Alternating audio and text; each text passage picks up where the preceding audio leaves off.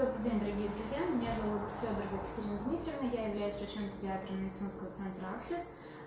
И в рамках нашего сегодняшнего осеннего настроения мы проводим наш марафон детского здоровья. Хотела бы вам рассказать про кашель. Извините немножко за задержку. У нас произошли технические неполадки. Я думаю, что можно начать. Итак, кашель – это та тема, которая очень сильно волнует каждого родителя, каждую бабушку в особенности, наверное. Поэтому кашель – это, наверное, очень актуальная тема, тем более сейчас, в осенне-зимний период, когда кашель случается наиболее часто. Начнем с того, что кашель – это одно из самых частых проявлений заболеваний респираторного тракта, но также кашель может быть проявлением других заболеваний организма, таких как заболевания уха, заболевания носоглотки и заболевания системы кровообращения. Прежде всего хочу отметить, что кашель – это рефлекс, который направлен на то, чтобы убрать из дыхательной системы все то, что нам там не нужно, будь то скапливающаяся какая-то слизь, или, может быть, инородные тела, пыль и так далее. Дыхательные пути у человека, у детей, у взрослых выстроены специальным эпителием, в котором есть реснички. Он называется респираторный эпителий. И как раз таки эти реснички помогают бороться с тем, что в дыхательные пути попадают какие-то инородные тела, пыль и так далее. Кашель же – это сокращение мускулатуры дыхательной системы, которое позволяет все то, что реснички пытаются вывести, откашлять из организма и удалить тем самым инородные агенты из дыхательной системы. Итак, соответственно, в связи с этим мы должны понимать, что кашель – это наш друг, кашель – это защитный механизм, который позволяет нам избавиться от всего того, что в организме быть не должно.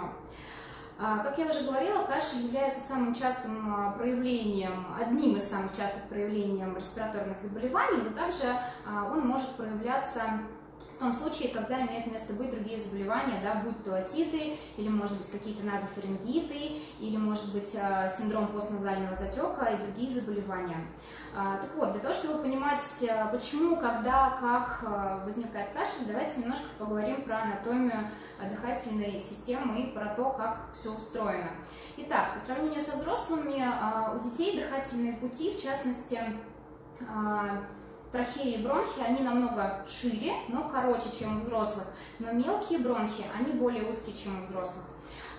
Также слизистая оболочка у бронхов, она нежная, тонкая, в ней мало специального секреторного иммуноглобулина, который позволяет нам местно бороться, да, с инфекциями, обеспечивает нам местный какой-то иммунитет. И недостаточно сурфактанта, специальное вещество, содержащееся в легких у детей и у взрослых, которое обеспечивает там функцию дыхания.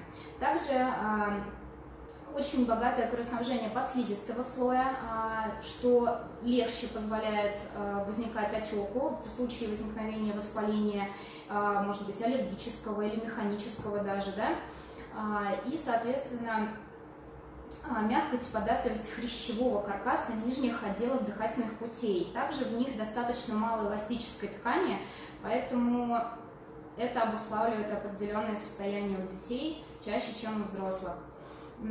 Основные функциональные особенности у детей, в отличие от взрослых, это является то, что у детей намного чаще дыхание, чем у взрослых. У новорожденных частота дыхательных движений может доходить до 30-40 в минуту. С возрастом, естественно, она снижается, и где-то к подростковому возрасту она сравнивается с частотой дыхания у взрослых. Также, поскольку у детей до 5 лет диафрагма расположена достаточно высоко, а ребра относительно горизонтально, объем дыхательного акта меньше, чем у взрослых.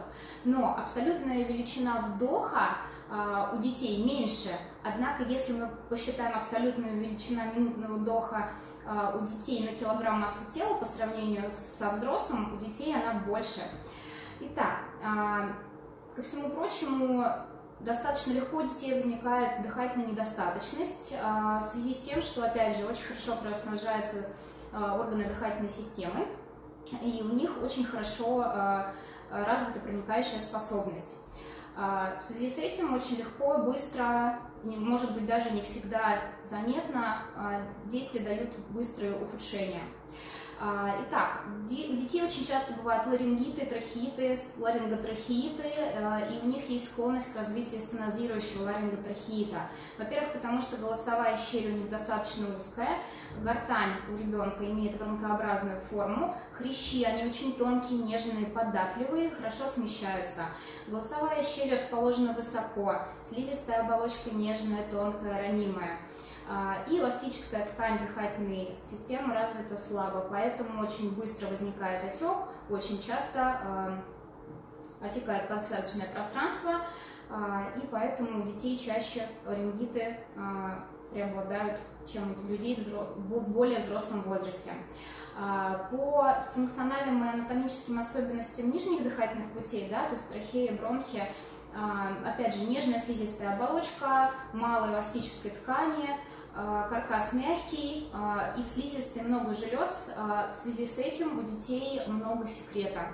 То есть как только возникает какое-то воспаление в органах дыхательной системы, сразу начинается гиперсекреция мокроты. Это нужно, опять же, для того, чтобы как можно быстрее удалить из дыхательной системы инородные агенты, будь то вирусы или инородные тела. Что касается длительности кашля, то да, у детей тоже длительность кашля, она, как правило, больше, чем у взрослых. Опять же, это связано с тем, что слизи больше, ее нужно откашливать дольше. Что касается кашля в целом, да, то есть в связи с тем, что дети рождаются с, скажем так, не совсем доразвитой дыхательной мускулатурой, она более слабая, чем у людей взрослого возраста, поэтому кашель у детей – это, в принципе, тот процесс, который несостоятелен как минимум до 2, а в некоторых случаях до 5 лет. Поэтому кашлевой рефлекс у детей до 2-5 лет – это тот процесс, который вызвать практически нереально. В связи с этим мокрота откашливается хуже, детям кашлять не нравится, мокрота застаивается, поэтому кашель затягивается. Почему может возникнуть кашель? Причин очень много. Это может быть какие-то респираторные вирусные заболевания, это могут быть бактериальные заболевания как верхних, так и нижних путей. Это может быть аллергическое какое-то воспаление, это может быть бронхоспазм, это может быть инородное тело. То есть причин их очень-очень-очень много, все их перечислять я не вижу смысла, их действительно очень много. Нужно понимать, что кашель при острых респираторных инфекциях без осложнений длится в среднем 7-9 дней и не требует какого-то вмешательства извне. Последние исследования убедительно показали, что даже здоровый ребенок может покашлять несколько раз в течение дня, при этом не один раз ночью. И учитывая, что, как правило, большинство детей посещают детские учреждения, у родителей складывается впечатление, что ребенок кашляет постоянно. Но на самом деле это не так. Нужно понимать, что есть определенные вещи, которые заставляют кашлять ребенка уже после того, как он выздоровел. Да? Это может быть гиперреактивность дыхательной системы, это может быть стекающая слизь по задней стенке. В связи с этим даже здоровый ребенок имеет право кашлять до 2 месяцев. По длительности кашель может быть разным. Да? Как правило, выделяют 4 периода, да, таких вот по длительности. Это острый кашель сроком менее 2 недель, это затяжной от 2 до 4 недель, подострый кашель от 4 до 8 недель и хронический кашель больше 8 недель. Надо сказать, что кашель, сохраняющийся только больше 6 недель, требует какого-то специального расширенного диагностического поиска, да? Будь то обследование на хламидиоз респираторный или, может быть, микоплазмоз респираторный, поиск в плане аллергических моментов и так далее. Кашель рецидивирующий или постоянный, безусловно, может быть проявлением какого-то хронического заболевания, поэтому заниматься самолечением кашля, особенно рецидивирующего, длительно, когда вы не понимаете, с чем он связан, я не советую. Для этого все-таки лучше обратиться к врачу. Кашель бывает продуктивным, это тогда, когда мокрота есть, и мы слышим, что ребенок ее откашливает. Опять же, нужно понимать, что ребенок не будет откашливать в полость рта мокроту и выплевывать ее. Нет, он ее откашлял и проглотил. Многих родителей это смущает, и они говорят, что кашель сухой. Нет, он не сухой. Есть мокрота, он продуктивный. Нет мокроты, он непродуктивный. Что касается лечения кашля, смотрите, есть принципиальная разница. Есть препараты, которые называются противокашлевыми, они блокируют кашлевой рефлекс, они помогают облегчить кашель, да, это именно те препараты, которые мы можем называть именно от кашля. И есть еще две группы, это отхаркивающие и муколитические препараты, это те, которые влияют на свойства мокроты, на ее вязкость и на степень ее выведения из дыхательной системы. Вот эти препараты я их называю для кашля, потому что любое воздействие на вязкость мокроты будет приводить к тому, что объем мокроты будет увеличиваться. Увеличивается объем мокроты, увеличивается период ее откашливания. Увеличивается период откашливания мокроты. Если ребенок в состоянии откашлять эту мокроту, хорошо. Если ребенок не в состоянии откашлять эту мокроту, мокрота застаивается, вторично инфицируется, и дальше это может приводить к бронхитам, пневмониям, дыхательным недостаточностям и обструктивным синдромам. Поэтому давайте немножко подведем итог. Кашель – это хорошо, но нам нужно понимать, что это за кашель и какой. Заниматься самолечением кашля не советую. Нужно понимать, почему этот кашель возник. Например, у ребенка гипертрофия аденоидов, да, наверняка все слышали, знают, что такое бывает, случается. Как мы можем понять, когда кашель от гипертрофии, а когда ребенок заболевает? Как правило, то, что стекает по задней стенке, а как я уже говорила, по задней стенке глотки, в ухе, в перикарде, да, тоже есть кашлевые рецепторы. Как только до них дотекает слизь, ребенок начинает кашлять. Как правило, кашель, обусловленный стеканием слизи по задней стенке, он возникает либо при перемене положения тела из положения стоя, сидя в положении лежа или ночью. Также достаточно часто кашель такой бывает после сна. Ребенок влажно откашливается, в течение дня может практически не кашлять. Кашель при коклюше, да, сухой навязчивый, кашель мучительный достаточно, чаще он бывает ночью, реже он бывает днем, становится лучше на улице и так далее. Тот кашель, который требует лечения, но опять же в тандеме с доктором. Если мы говорим о лечении кашля, лечить кашель дело неблагодарное. Объясню почему. Главный принцип лечения кашля – не устранять кашель как таковой, если мы не говорим о каких-то серьезных, да, то есть ситуациях, когда это изнуряющий мучительный кашель, который не дает спать ребенку, который влияет существенно на его самочувствие. Мы должны не лечить кашель, не устранять сам кашлевой рефлекс, который является защитным. Повторюсь, мы должны повышать эффективность кашля. Главные, скажем, такие два правила по лечению кашля – это, на удивление, самые простые вещи. Это режим прохладного влажного воздуха, когда мы не даем образующейся мокроте слипнуться, прилипнуть к стенкам и засохнуть. И второе – это обильное питье. Когда мокрота есть, мы не даем прохладным влажным воздухом ей слипнуться, засохнуть. Обильное питье, наоборот, немножко ее дополнительно разжижает, но при этом не увеличивает критически ее объем, поэтому мы не затрудняем ее откашливание для ребенка. Что касается препаратов. Противокашлевые препараты, которые блокируют кашель, показаны в очень, на мой взгляд, узких ситуациях. Это коклюш, когда действительно ребенок изнурен этим кашлем. Бывает при каких-то эндоскопических вмешательствах, оперативных вмешательствах. В общем-то, на этом все. Плюс противокашлевые препараты, на мой взгляд, должны назначаться только доктором, потому что бывают ситуации, когда родители не могут самостоятельно разобраться и отличить кашель. Например, при обструктивном бронхите, когда мокрота отходит плохо в связи с тем, что есть спазм дыхательной мускулатуры и, в принципе, дыхательных путей. И родители считают, что кашель сходит и начинают блокировать кашлевой рефлекс, хотя на самом деле нужно расширять дыхательные пути и помогать ребенку откашливаться. Что касается отхаркивающих препаратов. Отхаркивающие препараты, как правило, это препараты растительные, состоящие из одного или нескольких растительных каких-то компонентов, которые в теории могут влиять на свойства мокроты, делать ее более жидкой, менее вязкой, называйте как хотите. И отхаркивающие препараты, как правило, да, они в сиропах, либо в каких-то таблеточках, таблетки тремопсиса, например, там сухая микстура от кашля, салтейм и так далее. На самом деле эффективность отхаркивающих и муколитических препаратов в сравнении с обильным питьем не доказана. Более того, лечить кашель у детей до 2 лет, а на мой взгляд даже до 5 лет отхаркивающими и муколитическими, тем более препаратами, не совсем правильно, потому что мы увеличиваем объем мокроты этими самыми препаратами и увеличиваем период откашливания. А если ребенок кашляет плохо, повторюсь, происходит застой и воспаление. Муколитические препараты, в отличие от отхаркивающих, это полностью химические препараты, которые синтезированы специально и не имеют никакого отношения к растениям. Они как раз-таки очень хорошо разжижают мокроту, но опять же, для их назначения есть определенные показания. Их эффективность точно так же, как и отхаркивающих препаратов, в сравнении с обильным питьем не доказана, но есть ситуации, когда действительно ребенок хорошо кашляет, мокрота густая, откашливается плохо, и доктора иногда назначают. Что касается самовольного применения этих препаратов, я категорически против, потому что большинство кашлей шикарно лечится симптоматически, то есть мы уже сказали, да, что это режим прохладного влажного воздуха и обильным питьем. Есть еще здоровская штука в связи с тем, что сейчас отопительный сезон, включились батареи, воздух сухой, и как бы активно вы не увлажняли свой дом или свою квартиру, влажность все равно будет недостаточная. Кстати, влажность дома должна быть от 40 до 70%, да, и оптимально это 60-70%. Температура при болезни, да, дома у кого-то из членов семьи должна быть не ниже 16, но не выше 20 градусов.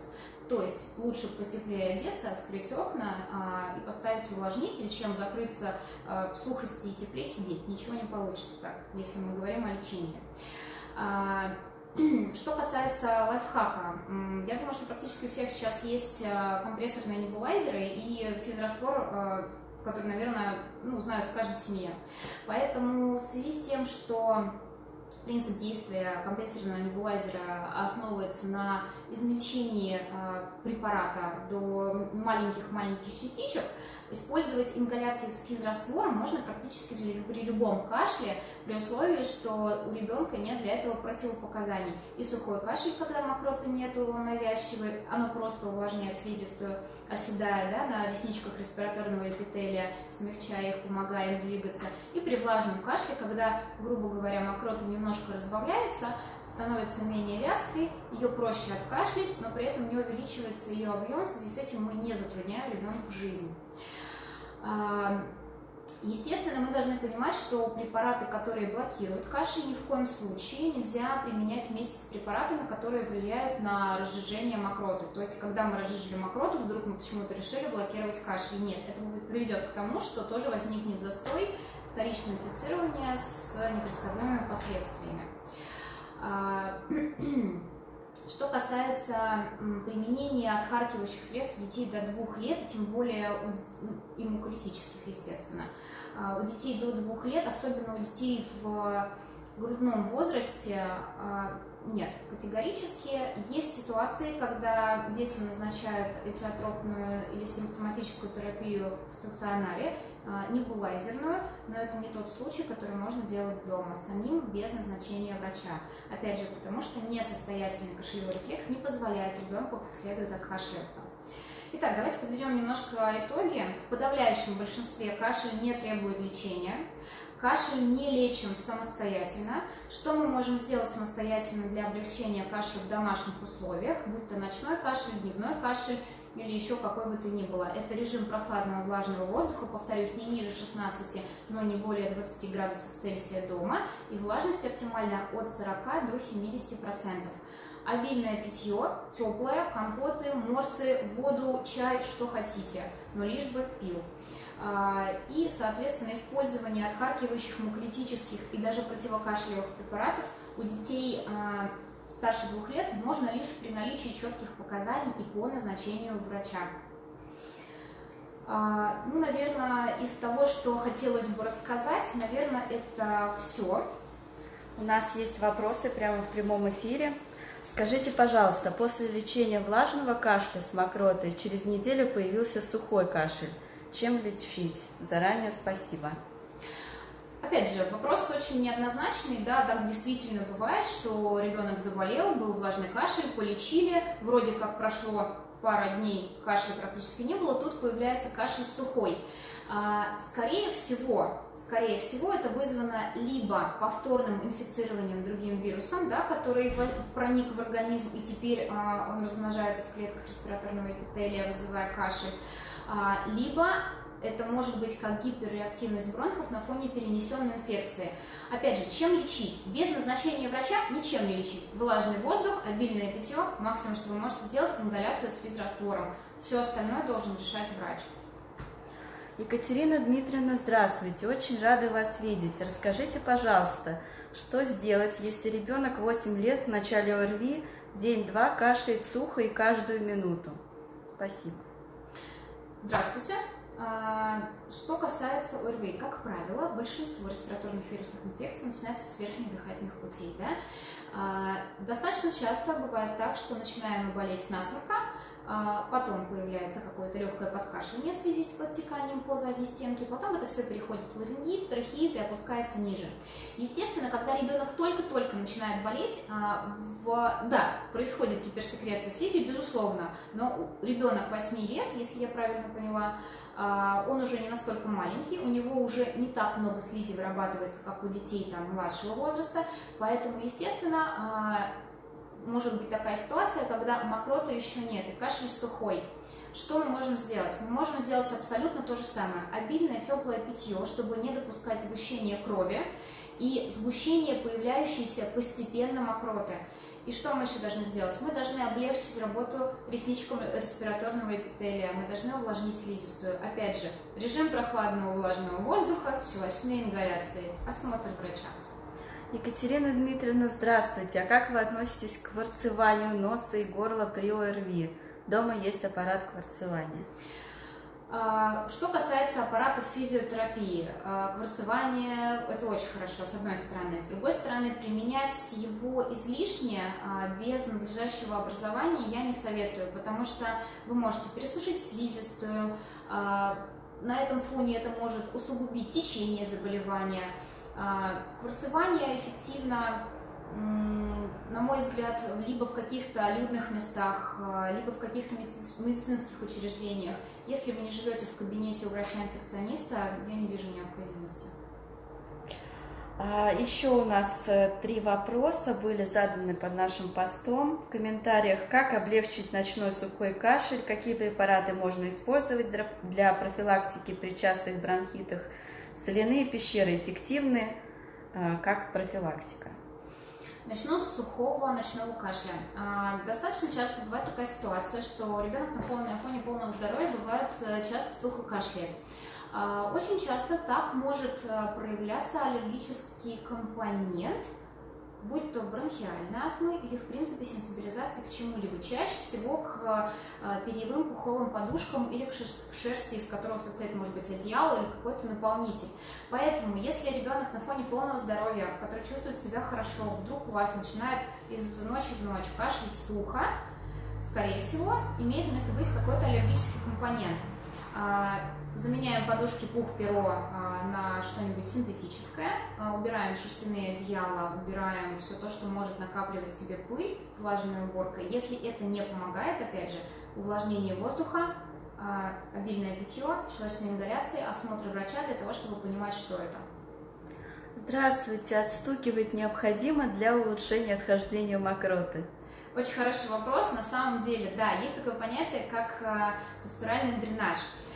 Опять же, в связи с тем, что маленькие дети плохо кашляют, они кашляют так, потому что у них недостаточно развита мускулатура, плюс, в принципе, детям не очень нравится кашлять, потому что очень сомнительное мероприятие, когда что-то из горла попадает тебе в рот, а это потому что проглотить нужно.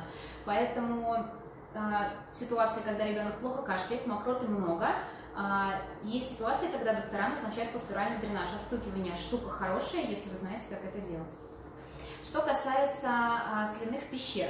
Соляные пещеры, сейчас ходит очень много мнений о том, что нужно ходить в соляные пещеры, это хорошо профилактирует, лечит хронические заболевания, аденоиды, бронхиты, бронхиальную астму, чего они только не лечат. На мой взгляд, единственное, что делают соляные пещеры, это успокаивают маму, потому что мама осознает, что она что-то делает для того, чтобы облегчить ребенку жизнь, меняют обстановку мамы и ребенка. Хуже от них не будет, их эффективность не доказана. Лучше под вопросом. Поэтому не могу сказать, что считаю это достаточно эффективным методом борьбы с кашлем или профилактики кашля, или обострения каких-то хронических состояний. По соляным пещерам, в общем-то, вот так. Добрый день. Детям почти 2 года начался кашель. В поликлинике назначили амбробена, називин и гексарал. Достаточно ли амбробена безопасный препарат для детей младшего возраста? Чем еще можно облегчить состояние? Ну, начнем с того, что обсуждать назначение доктора не видя ребенка не совсем корректно, потому что ситуации действительно бывают разные. Бывают дети, которые в 2 года отлично кашляют и откашливаются. В такой ситуации теоретически ребенку можно назначить отхаркивающие, но если на это есть действительно веские основания. Что касается безопасности, препараты амброксола, амбробена в частности, разрешены в нашей стране практически с рождения, поэтому в плане разрешения к применению оно есть. В инструкции это указано, и что позволяет назначать эти препараты докторам первичного, вторичного звена для лечения кашля. Но опять же, это препарат, который является муколитиком. Он для кашля, он увеличивает количество мокроты, поэтому, на мой взгляд, если ребенок не очень хорошо кашляет, если вы не понимаете, как делать так, чтобы ребенку было легче откашливать эту мокроту, для меня назначение таких препаратов сомнительно. Когда ребенок был маленький, около 2 лет, началась пора заболеваний кашлем. В поликлинике все в один голос выписывали ириспал. В том году его сняли с производства. Мог быть нанесен вред, если мы его принимали в 5 случаях заболевания. Растительные сиропы как-то помогают в борьбе с кашлем или это маркетинговый ход? Ну, про растительные сиропы мы уже поговорили, про отхаркивающие, да, что эффективность их точно так же, как муколитиков, которые являются химическими соединениями, официально нигде не доказано, но и те, и другие в нашей стране, ну, к сожалению или к радости, я не знаю, разрешены для применения у детей разных возрастных групп. Но опять же, мы возвращаемся к физиологическим особенностям дыхательной системы у детей, помним про слабый кашлевой толчок, про то, что много слизи, про то, что если ее становится еще больше, мы только закупориваем детям дыхательные пути.